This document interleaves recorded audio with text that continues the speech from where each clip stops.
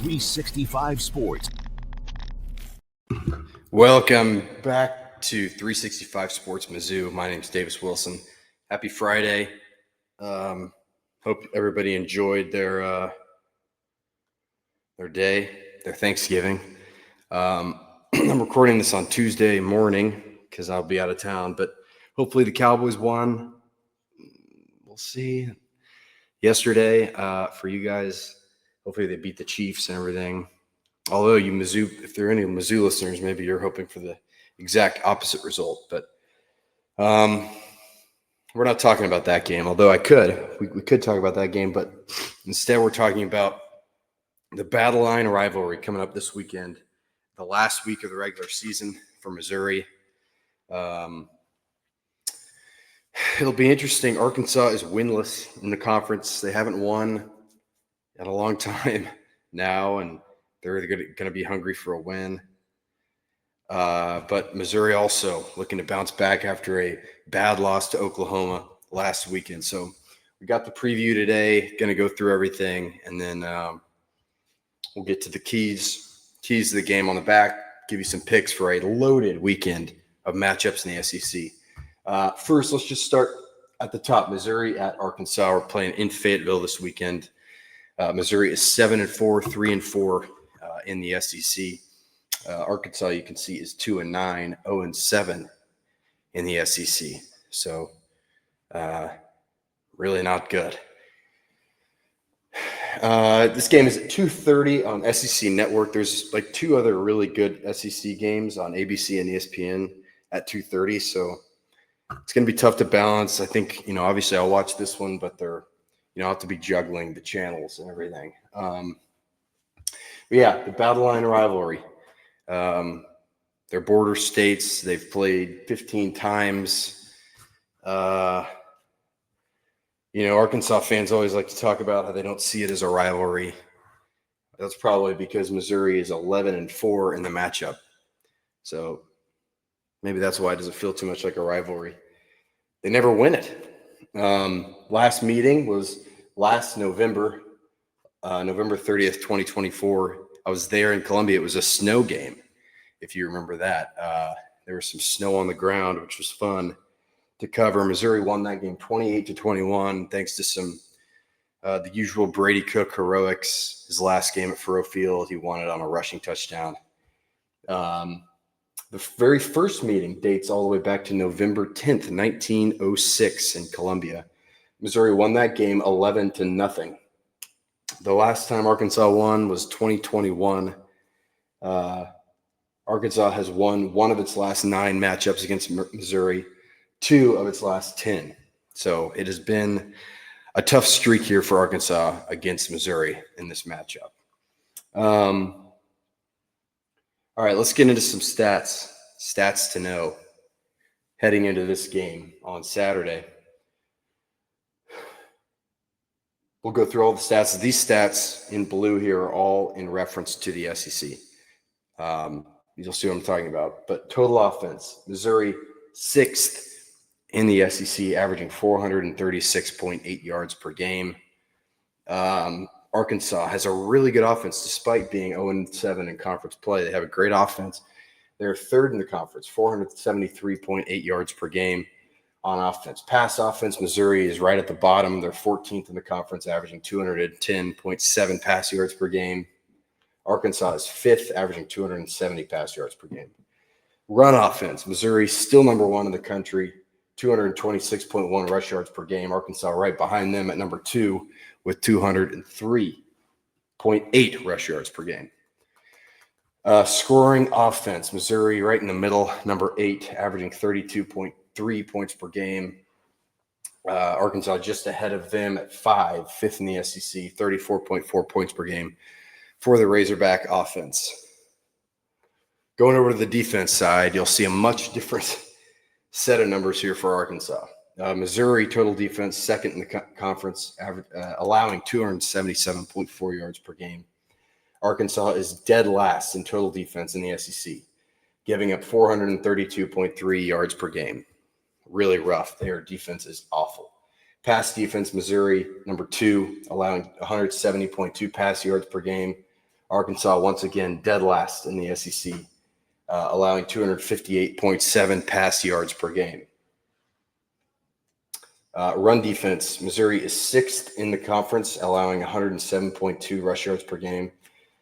Arkansas, not last, but second to last at 15th in the conference, allowing 173.5 rush yards per game. And lastly, you have the scoring defense is 5th. Missouri is 5th. Sorry, Missouri is 5th in the SEC, averaging 19.6, or allowing an average of 19.6 points per game. Arkansas, again, dead last, giving up 34.1 points per game. Good grief. Some other stats you should know about both these teams. Arkansas is 95th in the country in sacks allowed. They allow an average of 2.27 sacks per game. Missouri, their defense is tied for 15th in sacks, 2.82 sacks per game. Passing yards per completion for Arkansas is 11th in the country. They average 13.88 pass yards per completion. Missouri's defense allows 10.82 pass yards per completion, which is good enough for 17th in the country defensively. So not bad there. That's an interesting matchup to see because Arkansas is a big play offense. They've got a quarterback who can throw it, run it, do a lot of things. We'll talk about him in a second, but this is an explosive offense with some weapons, and they are going to be able to score some points. I'm really interested to see, a really good offense in Arkansas versus a really good defense in Missouri. Taking a better look at Arkansas here, we've got the Arkansas Razorbacks. You can see it up there, 2-9, 0-7 overall. Head coach Sam Pittman was fired after starting the season with a 2-3 record. This was his 6th year as the Arkansas head coach. He was hired back in 2020, same year as Eli Drinkwitz, I believe. And he went 32-34 at Arkansas. Had one season where he won 9 games. That was his best mark there with the Razorbacks. He was fired. He did go 3-0 in bowl games, though, which is interesting and probably explains why, Arkansas fans would get excited going into each season. It was like, yeah, we looked in that bowl game. So he could coach in the postseason, just not the playoffs. So there you go. So when they fired him, they promoted offensive coordinator Bobby Petrino, which is crazy. Bobby Petrino is the interim head coach for Arkansas. He's 0-6 since his promotion. This guy has history at Arkansas. He coached the Razorbacks from 2008 to 2011. He went 34-17, had Arkansas rolling as a program, and then gets busted for, a couple of weird scandals. Gets in a motorcycle crash, and he's let go. He ends up, going to coach a little bit for, I want to say it was like Western Kentucky, maybe. I don't remember exactly, but he coached Missouri State for a little bit. And then he ended up at, I think, Texas A&M as their offensive coordinator before coming back to Arkansas. I think that's right. I think he was at Texas A&M for a time.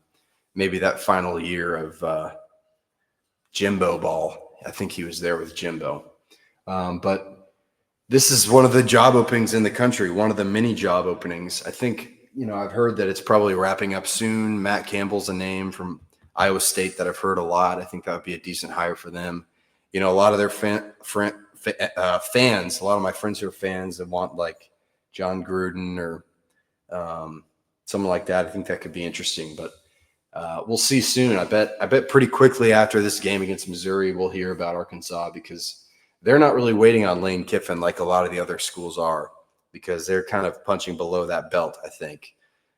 So they should know. They should have a pretty good idea who they want to hire, and I guess we'll find out pretty soon. Talon Green has been the quarterback there at Arkansas all year long, and he's been good. He's led this offense. Obviously you saw with the stats to know this is one of the best offenses in the conference. On the year, he's got 2,655 passing yards, 19 passing touchdowns, 11 interceptions, 775 rush yards, and 8 rushing touchdowns. This is his second year at Arkansas. Before that, he was Boise State's quarterback.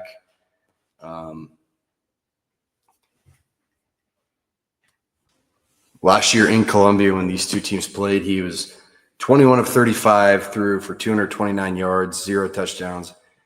He ran 14 times for 53 yards, 0 touchdowns. It was Jaquindon Jackson, the running back last year for Arkansas, that scored 3 touchdowns in this one. Jaquindon Jackson now with the Jacksonville Jaguars, interestingly enough.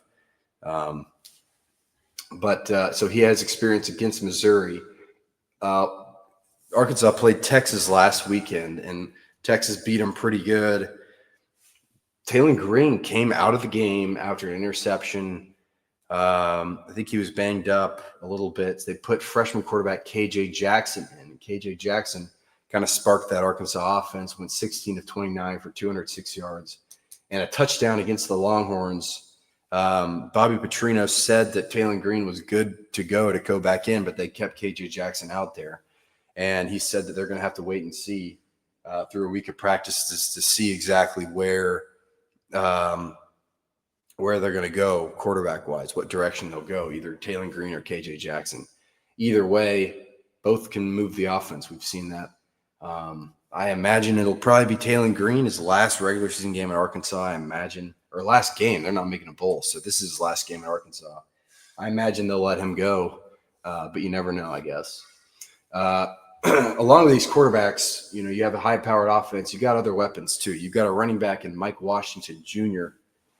That is a really good player. Has ran the ball 157 times this year for 1,018 yards, 8 touchdowns. He's gone for over 100 yards 5 times. Last game against the Longhorns, he ran 17 times for 105 yards and 1 touchdown. And then you've got a couple good receivers. Their main guy was Omega Blake. If you remember, if you've been watching all year on the previous Monday shows, we used to do stats in the SEC, who was leading the SEC in certain stats. And Omega Blake was always popping up on the top 5 lists of receivers for receiving yards in the SEC. The 6'2", 182-pound receiver. He's got 707 receiving yards on the year, 4 touchdowns. He was really, really good at the beginning of the year. But the last 3 games, he has not gone over 30 yards. So he has slowed down a little bit.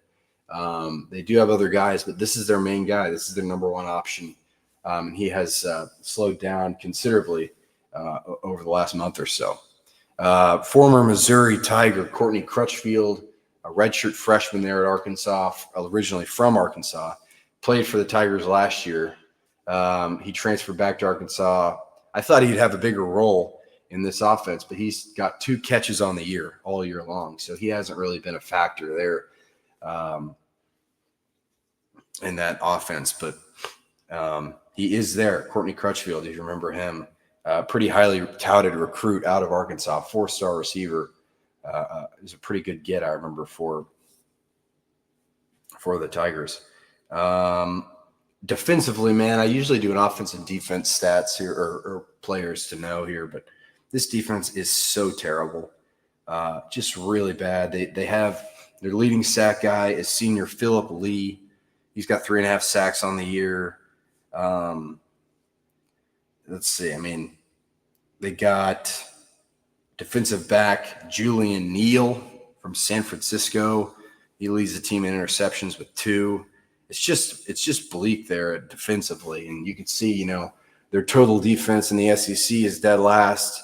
When you look at it countrywide, it's 124th in the country out of 134 teams. So it is a bottom 10 defense in the country, which is pretty incredible to think about because, it's interesting. If you combine Missouri's defense with Arkansas's offense, this team could go in the national championship. But that's just not how it works for either one of these teams, unfortunately. I wonder if Missouri and Arkansas fans would come together and do that if it guaranteed a championship. If they could combine teams, combine fan bases, I wonder if they'd be interested in that. I don't know if I would be, but it would probably be one of the best teams in the country. You have a really good offense here and a really good defense with Missouri. So let's flip the board. let's see what the keys are for Missouri in this game. Here we go. Oh, come on over. Here we go. Keys for Missouri. The first one I have is just Missouri's pass offense versus Arkansas's pass defense. These are two bad units. Missouri's passing game not good. Hasn't been good all year. Arkansas's passing defense terrible. Hasn't been good all year. So one of these two units has to not be horrible. When you play each other head to head, it's in all likelihood one of these groups is going to be better. It's going to have to. And I think it would be huge here if Bo Prabula can go out on a high note heading into the bowl game. You have to expect that Missouri's passing offense is going to be improved from what we saw against Oklahoma and Texas A&M and Vanderbilt and Auburn. This is a bad Arkansas defense. You have to think that they'll get some guys involved. I would love to see them get Marquise Johnson involved, although I feel like I don't think he's checked out, but I don't think there's a good chance that he'll be back next year here just because of his role this year. It's been so surprisingly little. It's just like I would love to get him the ball. I'd love to, get Alubade going here. This is your chance to just throw it around a little bit. Like get your feet under you, go out on a high note here. Because if the pass offense doesn't look good against Arkansas, it is just terrible. And I imagine that's going to result in some changes on the coaching staff offensively. This is as easy as it'll get for you in the SEC. You got to be able to throw against this team. Another key, I got Missouri's defensive line versus Arkansas's offensive line. Arkansas is one of the best offenses in the SEC. I've said it a bunch on this show already. It works very well. They can run, they can pass. A lot of that has to do with your O-line. If you have a bad O-line, you're not going to be able to run and pass and have the point total that they have. But, I think defensively, Missouri's going to have to wreak some havoc and not let, whatever quarterback's playing, not let him get comfortable. You can't let the running back, Mike Washington Jr., get going.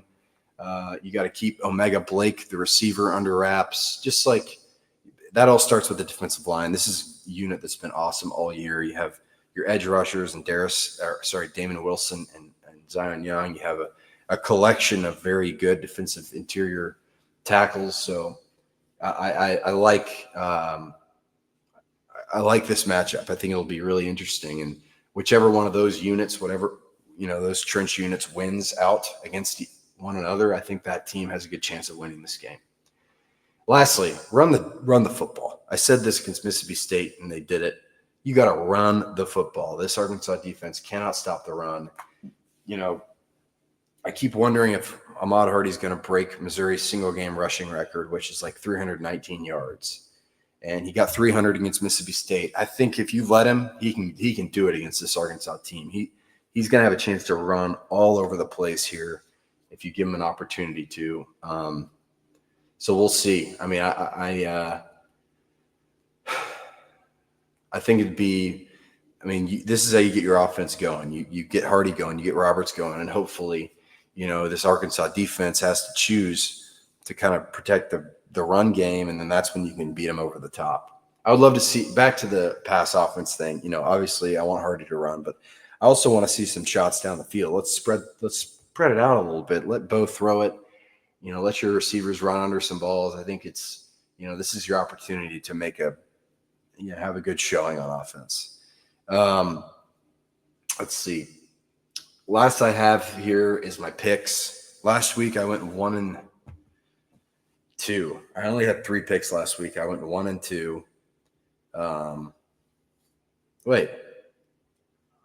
I took Tennessee to cover. They covered.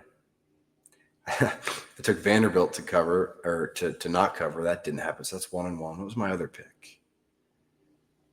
Shoot, I should have prepared this. Let me go back and look what happened last week. I'm trying to remember here. I had Texas so I went 2-1. How about that? I went 2-1. winning again. So that puts me at 12-11 overall, so just over 500. I got 4 picks for you this weekend. Let me just read off this slate of games in the SEC this week. It starts on Friday, so right after Thanksgiving. You've got the Egg Bowl at 11 a.m. This is a big game for a lot of reasons. This is likely Lane Kiffin's final game coaching the Rebels. At least it seems that way to me. And it's in Starkville. I think those Mississippi State fans are going to want to beat Ole Miss, prevent them from getting a home playoff game. Also, if they beat Ole Miss after the week that Ole Miss has had, I think it'll be chaos there in Oxford. Like, they're going to be pissed at Lane. They're going to be pissed at their AD for allowing the distractions to continue. That'll be really interesting. So that's at 11 a.m. on ABC on Friday. 2:30 on ABC on Friday. You got Georgia at Georgia Tech. Georgia Tech, number 16 in the country, but they're coming off a loss to Pitt where they lost 42-28. They also lost 3 weeks ago to North Carolina State 48-36. So I think Georgia wins that game. And then the Friday night game, the main event, Texas A&M at Texas. You got that at 6:30 on ABC. Then on Saturday, you got at 11 a.m. on AC Network, you got Kentucky at Louisville. At 11 a.m. on SEC Network, you got Clemson at South Carolina. At 2:30 on ABC, you got LSU at Oklahoma. At 2:30 on SEC Network, you got Missouri at Arkansas. At 2:30 on ESPN, you have Vanderbilt at Tennessee. At 3:30 on ESPN2, you have Florida State at Florida. And then the Iron Bowl, 6:30 on ABC, you got Alabama at Auburn. So there you go. My picks this week: Texas A&M at Texas. This game is in Austin.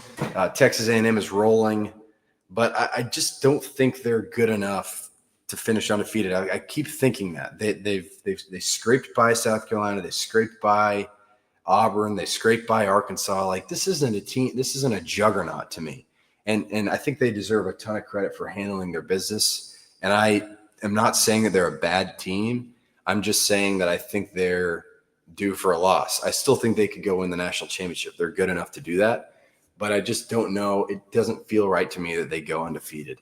I don't know if they beat Texas, but 2.5 points. Texas is getting 2.5 points at home. That crowd has not seen this game in Austin in years.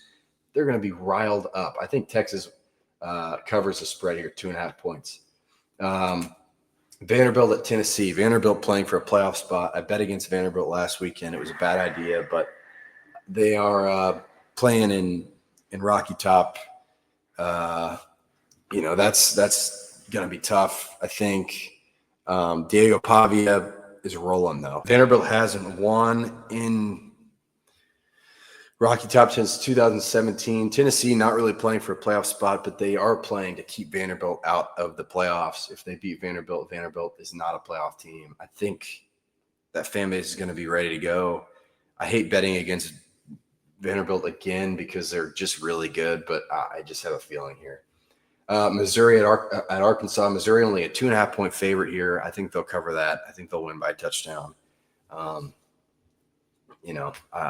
understand why it's a low spread, but I think it's probably a little bit too low, especially because you don't really know what you're getting there at quarterback. We'll see, though. And then lastly, I have Ole Miss at Mississippi State. Mississippi State getting 7.5 points at home. Give me the points for the home team. I don't know if they'll win, but they'll cover. That's my pick. And then my upset money line pick, if you're brave, if you're feeling good, Auburn to win outright against Alabama. You never know. That Iron Bowl game is always weird. It's in Auburn. I know Auburn isn't any good, but they had a great performance from their freshman quarterback against Mercer. Maybe they've got some momentum. I don't know. But this is a game that I don't see Auburn winning, but you never know in the Iron Bowl. That's my opinion. All right, last thing before I go, my prediction for the Arkansas-Missouri game. Give me Missouri 31, Arkansas 23. That's my pick. I think Missouri's offense is able to do whatever it wants, run the ball all over the place. I think Missouri's defense is able to do enough here to stifle this Arkansas offense. We've seen this defense play so well week in and week out. I think that'll continue this week. I think Missouri wins at 31-23, finishes the year 8-4 with a bowl game left. That's my pick. All right, that's all I have. Thanks for joining me on this Friday. I really appreciate everybody. Big game tomorrow for the Tigers. Saturday, sorry. Yeah, that is tomorrow. Oh, I keep thinking, usually I do these preview shows on Thursday. So I just set a bunch of those Friday times. That's like today for you guys. I keep forgetting. But anyway, thanks for joining me. I appreciate it.